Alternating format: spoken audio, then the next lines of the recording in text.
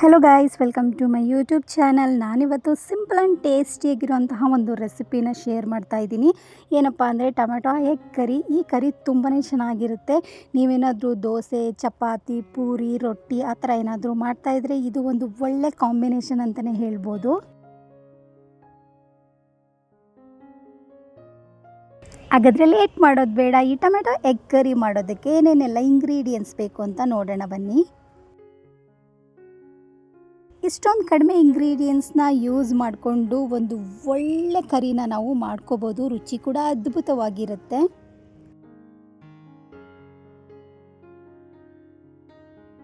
ಹಾಗಾದರೆ ಈ tomato egg ಕರಿನ ಹೇಗೆ ಮಾಡೋದು ಅಂತ ನೋಡೋಣ ಬನ್ನಿ.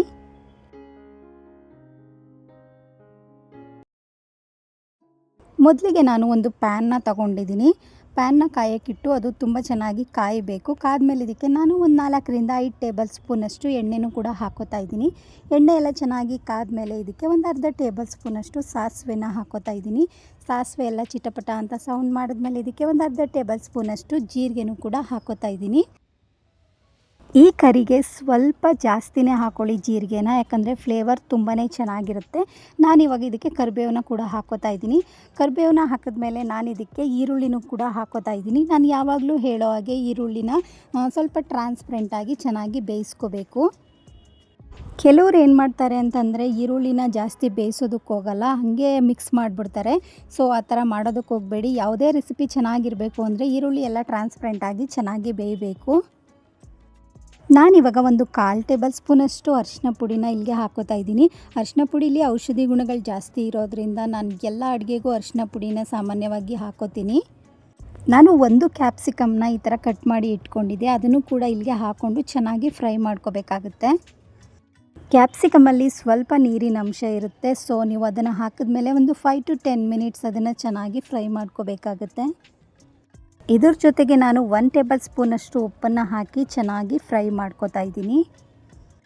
ಈ ಟೊಮ್ಯಾಟೊ ಕರಿಗೆ ಕ್ಯಾಪ್ಸಿಕಮ್ ಒಂದು ಒಳ್ಳೆ ಟೇಸ್ಟನ್ನು ಕೊಡುತ್ತೆ. ಸೊ ನೀವು ಇದನ್ನು ಸ್ಕಿಪ್ ಮಾಡ್ಕೊಳ್ಳೋದಕ್ಕೆ ಹೋಗಬೇಡಿ. ನಾನಿವಾಗ ಒಂದು ಲಿಡ್ನ ಮುಚ್ಚಿ ಒಂದು 5 ಮಿನಿಟ್ಸ್ ಇದನ್ನು ಬೇಯೋದಕ್ಕೆ ಬಿಡ್ತೀನಿ. ಎಷ್ಟೊಂದು ಜನಕ್ಕೆ ಸ್ಪೈಸಿ ರೆಸಿಪೀಸ್ ಅಷ್ಟೊಂದು ಇಷ್ಟ ಆಗೋದಿಲ್ಲ. ಅಂಥವ್ರಿಗೆ ಈ ರೆಸಿಪಿ ತುಂಬಾ ಇಷ್ಟ ಆಗುತ್ತೆ. ಮಕ್ಳಿಗೂ ಕೂಡ ಇದನ್ನು ಮಾಡಿಕೊಡ್ಬೋದು, ತುಂಬಾ ಇಷ್ಟಪಟ್ಕೊಂಡು ತಿಂತಾರೆ.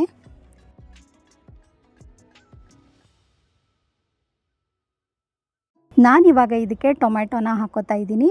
ಟೊಮ್ಯಾಟೊನೂ ಅಷ್ಟೇ ನೀವು ನೋಡ್ಕೊಂಡು ಹಾಕ್ಕೊಳ್ಳಿ, ಜಾಸ್ತಿ ಹಾಕ್ಕೊಳ್ಳೋದಕ್ಕೆ ಹೋಗಬೇಡಿ. ಹುಳಿ ಆಗಿಬಿಟ್ರೆ ಈ ಕರಿ ಚೆನ್ನಾಗಿರೋದಿಲ್ಲ. ಅದಕ್ಕೆ ನೀವು ನೋಡಿಕೊಂಡು ಟೊಮ್ಯಾಟೊನ ಸೇರಿಸ್ಕೋಬೇಕಾಗುತ್ತೆ. ಟೊಮೆಟೊ ಬೇಗ ಬೇಯಬೇಕಂತಂದರೆ ಒಂದು ಅರ್ಧ ಟೇಬಲ್ ಸ್ಪೂನಷ್ಟು ಉಪ್ಪನ್ನು ಹಾಕ್ಕೋಬೋದು ನೀವು. ಬಟ್ ನಾನು ಕ್ಯಾಪ್ಸಿಕಮ್ ಹಾಕಿದ್ನಲ್ಲ, ಆವಾಗಲೇ ಉಪ್ಪನ್ನು ಹಾಕಿದ್ದೀನಿ. ಸೊ ಅದಕ್ಕೆ ನಾನು ಉಪ್ಪನ್ನ ಹಾಕ್ತಾಯಿಲ್ಲ ಇವಾಗ. ಟೊಮೆಟೊನ ಚೆನ್ನಾಗಿ ಫ್ರೈ ಮಾಡ್ಕೋಬೇಕು ನೀವು.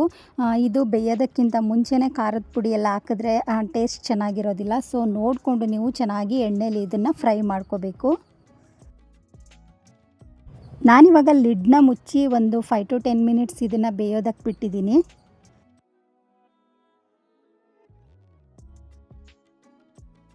ಕ್ಯಾಪ್ಸಿಕಮ್, ಟೊಮ್ಯಾಟೊ ಎಲ್ಲ ಹಾಕಿರೋದ್ರಿಂದ ನೋಡ್ತಾ ಇರ್ಬೋದು ಎಷ್ಟೊಂದು ಕಲರ್ಫುಲ್ಲಾಗಿ ಕಾಣಿಸ್ತಾ ಇದೆ ಅಂತ.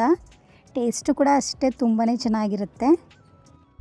ಮನೆಯಲ್ಲಿ 5 ಮೊಟ್ಟೆ, 3 ಟೊಮ್ಯಾಟೊ ಇದ್ದರೆ ಸಾಕು, ದಿಢೀರಂತ ಈ ಕರಿನ ನೀವು ಮಾಡ್ಕೋಬೋದು. ನಾನಿವಾಗ ಒಂದು ಅರ್ಧ ಟೇಬಲ್ ಸ್ಪೂನಷ್ಟು ಅಚ್ಚ ಖಾರದ ಪುಡಿನ ಹಾಕೋತಾ ಇದ್ದೀನಿ. ಇದು ನೀವು ಹಸಿಮೆಣಸಿನ್ಕಾಯಿ ಏನೂ ಹಾಕಿಲ್ಲದೆ ಇರೋದ್ರಿಂದ ನೀವು ನೋಡಿಕೊಂಡು ಖಾರನ ಹಾಕ್ಕೊಳ್ಳಿ. ಇನ್ನೊಂದು ಅರ್ಧ ಟೇಬಲ್ ಸ್ಪೂನಷ್ಟು ನಾನು ಗರಂ ಮಸಾಲೆನೂ ಕೂಡ ಹಾಕೋತಾ ಇದ್ದೀನಿ. ಇದ್ರ ಜೊತೆಗೆ ನಾನು 1 ಟೇಬಲ್ ಸ್ಪೂನಷ್ಟು ಸಾಂಬಾರ್ ಪೌಡರ್ ಇದೆಯಲ್ಲ, ಅದನ್ನು ಕೂಡ ಹಾಕೋತಾ ಇದ್ದೀನಿ. ನಾನು ಆವಾಗಲೇ ಹೇಳ್ದಂಗೆ ಸ್ಪೈಸಿ ಯಾರಿಗೆ ಜಾಸ್ತಿ ಇಷ್ಟ ಇಲ್ಲ ಅವರು ಇಷ್ಟು ನಾನು ಏನು ಹೇಳ್ತಾ ಇದ್ದೀನಿ ಇಷ್ಟೇ ಖಾರದ ಪುಡಿನ ಹಾಕ್ಕೊಳ್ಳಿ. ನೀವೇನಾದರೂ ಜಾಸ್ತಿ ಸ್ಪೈಸಸ್ ಇಷ್ಟಪಡೋರು ಇದಕ್ಕೆ ನೀವು ಇನ್ನೊಂದು ಅರ್ಧ ಸ್ಪೂನ್ ಎಕ್ಸ್ಟ್ರಾ ಖಾರದ ಪುಡಿನ ಕೂಡ ಹಾಕ್ಕೋಬೋದು. ಮಕ್ಕಳು ತಿನ್ನೋದ್ರಿಂದ ನೀವು ಖಾರದ ಪುಡಿ ಸ್ವಲ್ಪ ಕಡಿಮೆನೇ ಹಾಕ್ಕೊಳ್ಳಿ.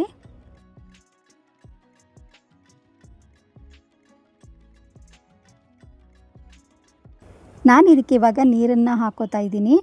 ನೀರನ್ನು ಅಷ್ಟೇ ನೋಡ್ಕೊಂಡು ಹಾಕ್ಕೊಳ್ಳಿ, ಯಾಕಂತಂದರೆ ಚಪಾತಿಗಾದರೆ ಸ್ವಲ್ಪ ನೀರನ್ನು ಹಾಕ್ಕೊಳ್ಳಿ. ನೀವೇನಾದರೂ ರೈಸ್ಗೇನಾದರೂ ಈ ಕರಿನ ಮಾಡ್ಕೋತಾ ಇದ್ದರೆ ಸ್ವಲ್ಪ ಜಾಸ್ತಿ ನೀರನ್ನು ಹಾಕ್ಕೋಬೇಕಾಗುತ್ತೆ. ಈ ಕರಿ ಅನ್ನದ ಜೊತೆ ತುಂಬಾ ಚೆನ್ನಾಗಿರುತ್ತೆ. ನಾನಿವಾಗ ಒಂದು ಲಿಡ್ನ ಮುಚ್ಚಿ ಒಂದು 5 to 10 ಮಿನಿಟ್ಸ್ ಇದನ್ನು ಕುದಿಯೋದಕ್ಕೆ ಬಿಡ್ತೀನಿ. ನೀವು ನೋಡ್ತಾ ಇರ್ಬೋದು ಇವಾಗ ಚೆನ್ನಾಗಿ ಕುದೀತಾ ಇದೆ. ಇದು ಖಾರದ ಹಸಿ ವಾಸನೆ ಎಲ್ಲ ಹೋಗಬೇಕು, ಅಲ್ಲಿ ತನಕ ಚೆನ್ನಾಗಿ ಕುದಿಸ್ಕೋಬೇಕು ಇದನ್ನು. ನಾನಿವಾಗ ಇದಕ್ಕೆ ಕೊತ್ತಂಬರಿ ಸೊಪ್ಪನ್ನ ಹಾಕೋತಾ ಇದ್ದೀನಿ. ಫ್ಲೇವರ್ ತುಂಬಾ ಚೆನ್ನಾಗಿರುತ್ತೆ. ಸ್ವಲ್ಪ ಜಾಸ್ತಿನೇ ಕೊತ್ತಂಬರಿ ಸೊಪ್ಪು ಹಾಕ್ಕೊಳ್ಳಿ ನೀವು.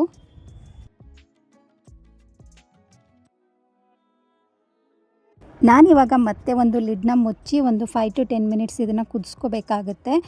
ಖಾರದ ಹಸಿ ವಾಸನೆ ಎಲ್ಲ ಚೆನ್ನಾಗಿ ಹೋಗಬೇಕು, ಇಲ್ಲಾಂತಂದರೆ ಅದು ಟೇಸ್ಟ್ ಚೆನ್ನಾಗಿರೋದಿಲ್ಲ. ಸೊ ಖಾರದ ಹಸಿ ವಾಸನೆ ಎಲ್ಲ ನೀವು ನೋಡಿಕೊಂಡು ಇದನ್ನು ಕುದಿಸ್ಕೋಬೇಕಾಗತ್ತೆ.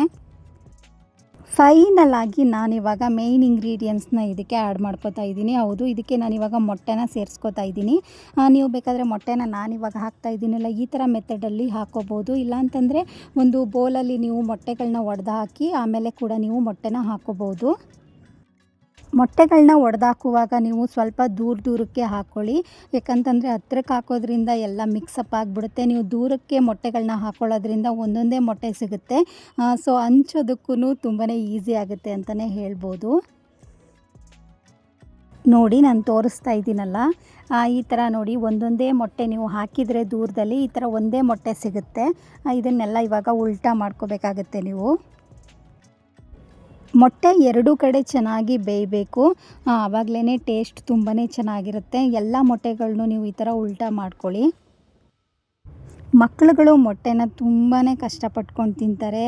ಅವ್ರಿಗೆ ಇಷ್ಟನೇ ಆಗೋದಿಲ್ಲ ಮೊಟ್ಟೆ ತಿನ್ನೋದಕ್ಕೆ. ಅಂಥವ್ರಿಗೆ ಈ ಥರ ಕರಿನ ಮಾಡಿ ಚಪಾತಿ ಅಥವಾ ಪೂರಿ ಜೊತೆ ಮಾಡಿಕೊಟ್ರೆ ತುಂಬಾ ಇಷ್ಟಪಟ್ಕೊಂಡು ತಿಂತಾರೆ.